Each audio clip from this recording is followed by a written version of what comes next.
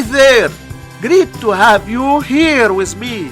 In this frame, 27 minus 27, which equals 0, times 27 minus 27 equals 0. Now we have this problem, 0 times 0, which equals 0. But this answer is not correct, because according to the order of operations, we must do the multiplication and division, then do adding and subtraction. So first we do this multiplication, then this subtraction, and at last this subtraction. So we have first this multiplication, 27 times 27 equals 729. So we have 27 minus 729 minus 27, and we have two subtractions. According to the order of operations,